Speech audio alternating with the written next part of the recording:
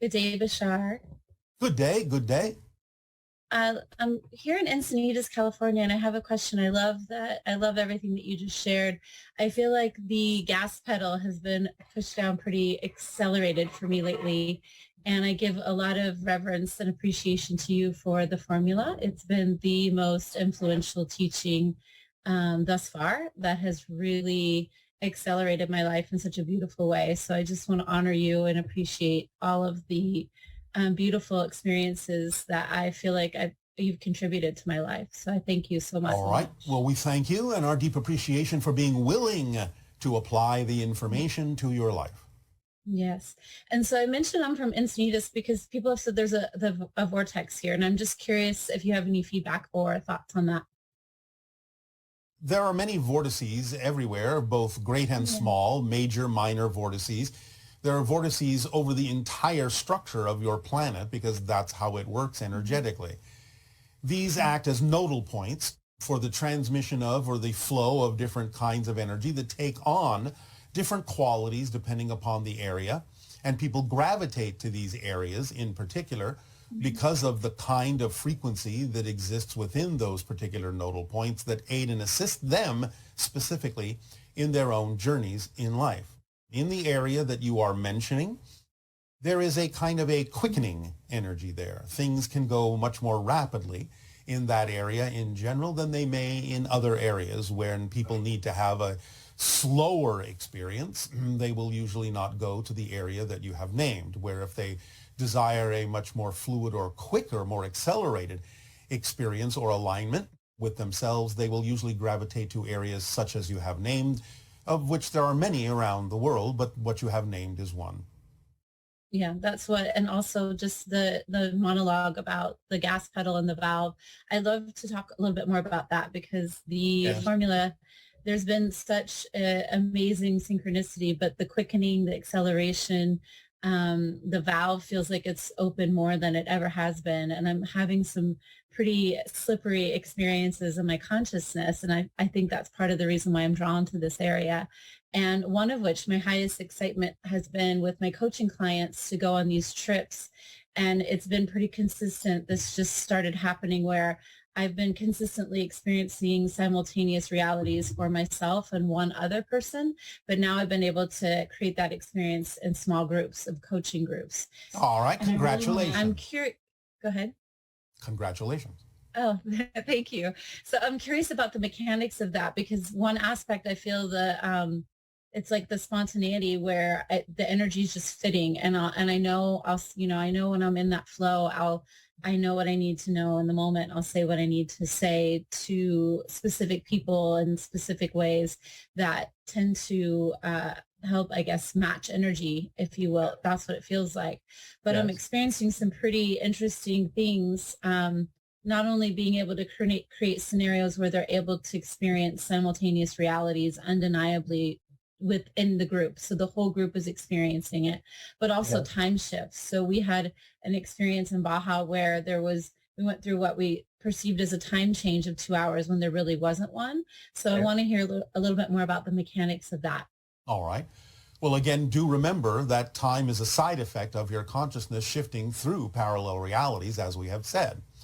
Therefore, when you expand your consciousness and become more aware of more of who you are that already exists on some level in other realities, then those barriers drop, they fade because they're artificially imposed to begin with anyway. It's just a matter of being on a frequency that by definition includes more awareness of more of the realities that you're already connected to, because every single reality is here and now. Since time and space are illusions, it's all accessible from here, from now, from the moment, from the present. Therefore, the more you expand, the more aware you become of the more that's in the now. Does that make sense? It does. It feels the presence when I'm extremely present. Not only am I aware of more realities and more awareness of everything, I'm aware of how I'm creating my past and my now, et cetera, et cetera. My past changes quite often. Yes, because they're all here. You don't go anywhere. The mechanics of it is that because everything exists here and now all at once, All you have to do is change your frequency to one that is more representative of an expanded awareness to be aware of more of what's already here. You're not going anywhere. You're not, shall we say, literally diving into or projecting into or penetrating into another reality that's somewhere else. Yes, it's usually separated by differences in frequencies, but those frequencies all exist within your consciousness. So when you start dissolving the differences, in a sense, to some degree between one reality idea and another reality idea, you can start experiencing more than one reality idea simultaneously when your consciousness is capable of handling that. I love that you said that because it does feel like a dissolving. It actually literally almost, it's my senses feel that it is a dissolving of somewhat feel. I don't know if it's barriers or if it's just illusions, but it's the same thing. That's the same thing. Barriers are illusions. That's what we're saying. There is only one thing in existence, and therefore anything that you consider to be a different thing is an illusion and is created by the artificial barriers, which is differences in frequencies that are created within your consciousness in order to have a certain experience where you feel that it is necessary to experience differences within the one homogeneous thing. So barriers are illusions. Yeah, I got that. Thank you. And so more about so the fun of it, it's just been such a fluid, extremely, it's just been amazing. It's such a fun, exhilarating experience. And my question to you is the spontaneity. So it feels like I'm fitting the energy, but it's kind of part of me, what level I'm creating it from. I understand that the higher mind is the mirror that's reflecting. But the physical mind is sometimes, a little bit tricky in that I can feel the physical mind wanting to label or explain. And so that's becoming less and less. All right. Well, that's fine. Again, the idea is you get to determine what labels need to remain for your own purposes and what labels you can let go of. It's up to you to determine how it works for you. So there's no right or wrong way in that particular process. Go with your flow and see what works. Keep whatever labels work and let go of whatever labels you no longer need. Thank you, Bashar. So the last part of this segment I want to discuss is the whale. So my highest excitement has always been my connection and my excitement with dolphins and whales, and recently with the gray whales and the humpbacks specifically. And then out of that, we came across a hybrid of a fin and a blue whale in Laredo. And that was quite interesting because he made himself very visible to us, over 80 sightings in a very short amount of time. I wanted to see if you had anything to say about that. The hybrids are coming closer. Yeah. You will see more examples. You will see more examples in your reality of things that are hybridized to indicate the changes going on. They will start more deeply within your collective consciousness or perhaps your collective unconsciousness, thus representative of the whale, which represents a larger consciousness, showing you more clearly that more hybridization is happening in the non-physical realm, which then translates into the deeper collective unconscious of your people before it also starts trickling down, as you say, into the collective subconscious and the collective consciousness of your people to start recognizing that hybridization is part and parcel of the evolution of humanity on the earth. I love how you just tied that into the unconscious and subconscious. And then we did have an experience recently with an entity in the physical. I've asked before because I've had an experience as well. And it feels potentially like a Yael. I wanted to get maybe your validation, not that I need it, but it's always fun to hear. I cannot give you validation of that at this time. Okay, Bashar, I love you so much. Thank you. I appreciate Our unconditional love to you as well. Good day. Good day. Hello, Bashar. So I've been wondering about, I know how we switch Earths billions of times per second, right? I was wondering how this affects us in our sleep. Does sleep affect the Earth that we wake up in? Do we wake up in the same Earth that we went to sleep in? Does what we do in our sleep, our consciousness, the dreams that we have affect which Earth we wake up in any way? That's it. Thank you. Yes, you never wake up in the same reality. Since you're shifting billions of times a second, even while you're awake, you're never in the same reality. And sleep allows you to do several different things, because when you're out of body, you can go to the template level of the physical reality and make different kinds of choices and changes within relevance to the theme you chose to explore. And you can do things in a slightly different way, but you are never in the same reality. But yes, sleep can affect the reality you wake up in. Not that you are not always in a new reality, but it can be a slightly different reality than you might otherwise have woken up in had you remained awake. Hello, Bashar. I hope Good you have day. a wonderful day. Of course, always. This is my first time meeting you, so I'm very excited. All right. So are we. So one of the questions I have is children, when they're young, often tend to see beings when it's nighttime and they are supposed to go to bed and sleep, Yeah. and the lights are out, and Yes. is there an ability that children have to see things that are like in a different dimension or reality or something? Yes, because they haven't unlearned that yet, because they're not fully focused yet on the idea of physical reality as the only thing that they should pay attention to. Children are still newly from spirit and still retain the ability to see into other dimensions. It's natural for most children. So the idea is that many children on your planet will learn to stop doing that, although now in this day and age, they don't have to really learn that. They don't have to focus quite so strongly on the idea that there is only physical reality. They can still experience the themes they chose to explore as physical beings without necessarily losing the ability to perceive beings from other dimensions. So this is something that is new for your society in general on a large scale. People on your planet have always had this ability from time to time, but it used to be rare. Now it's becoming more common. But yes, in general, children on your planet are still closer to spirit than they are to physical reality, and for quite some time may still retain the ability to see into other dimensions until, for some reason, if there is a reason for them to focus only on their physical theme, then they may close that facility down for a while. And then it may return later in life when they are through exploring certain things. But yes, it's a natural ability that most children have.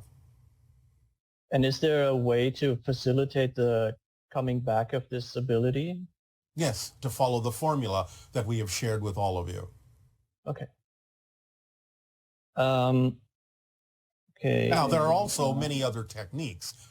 Basically, you can attract through synchronicity whatever technique may work for you.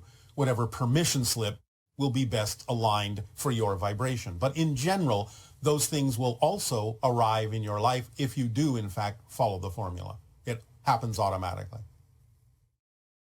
Okay. Thank you. Yes.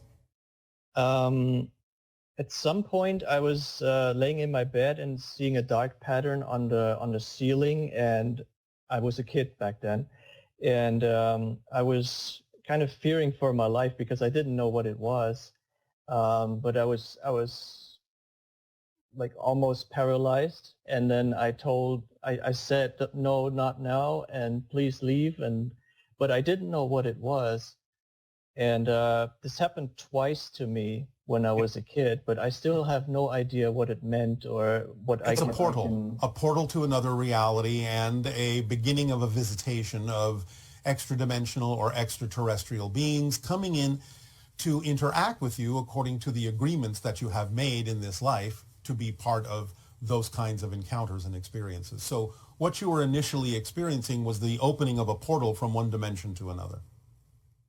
Okay. And is there something I can do to maybe get back to that point? So now that I know I don't have to be afraid about it. Don't be afraid.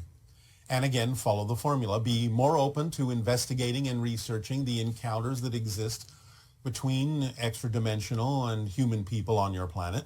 Educate yourself to know that you're part of a bigger program, a bigger agenda for the evolution of the Earth, for the evolution of humanity.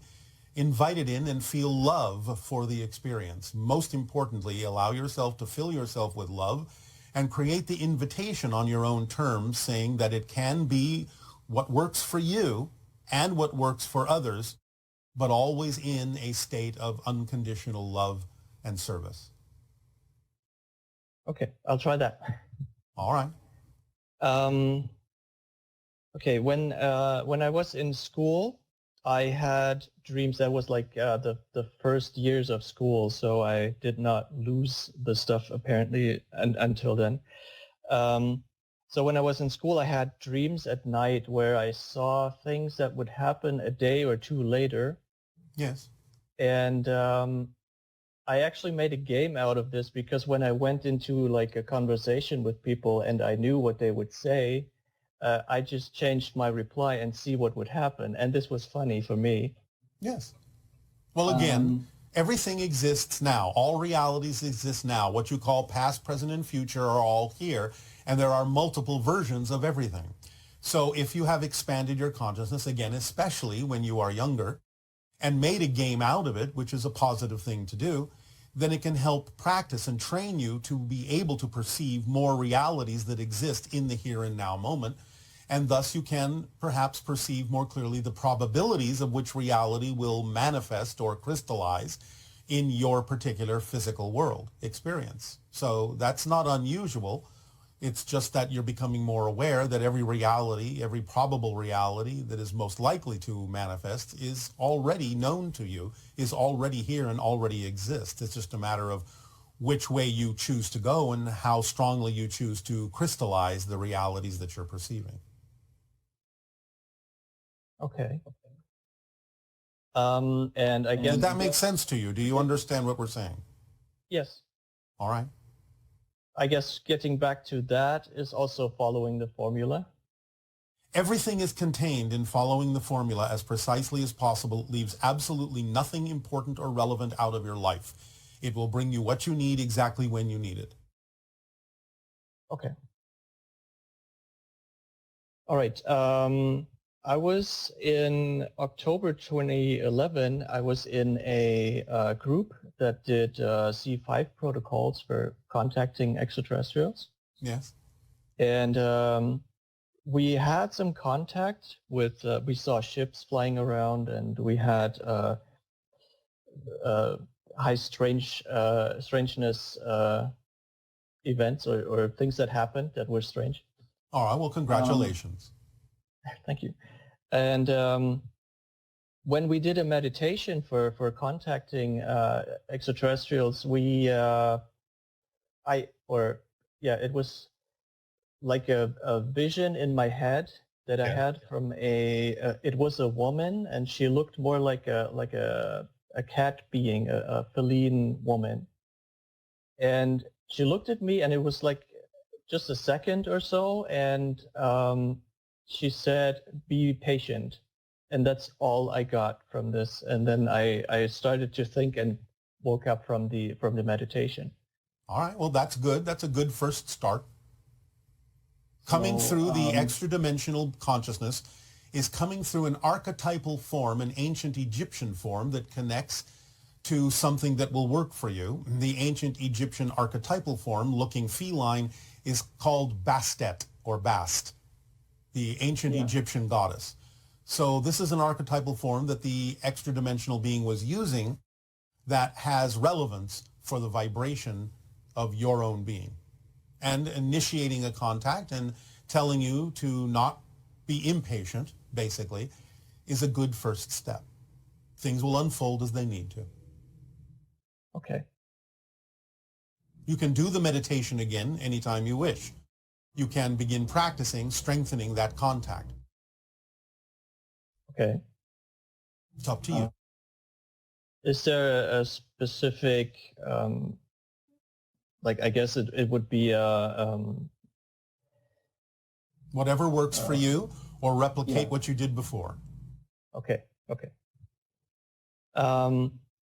Okay. So when sometimes I hear stories about people getting abducted. Yes. And What I was wondering is, when they talk about it, the first contact or initial contact is a bit scary for them. Yes, because they don't understand what's going on, because they haven't been told that these kinds of things are happening by an agreement you made before this life.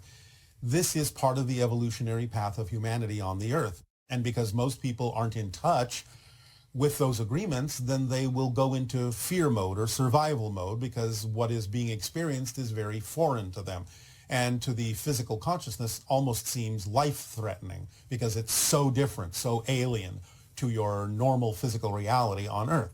There is nothing to be afraid of, but nevertheless, the physical mind may still react that way by going into survival mode, because interacting with another dimension changes your frequency, and to the physical mind that almost feels like a death. Even though it is a type of death, it is not literally physical death. But the physical mind may interpret it as such and kind of go into a little bit of a panic. Okay. But you can get used to it, and this is what we talked about earlier. Open up in the idea of love. Express the idea, as you have already done, that you want it to be on your own terms in a comfortable way, and that you are willing to participate and be more aware of what's going on if more awareness is allowed on their part. So approach it that way, and things can smooth out. Does that help? Yes. Thank you. Then I will wish you pleasant dreams. Thank you. Good day.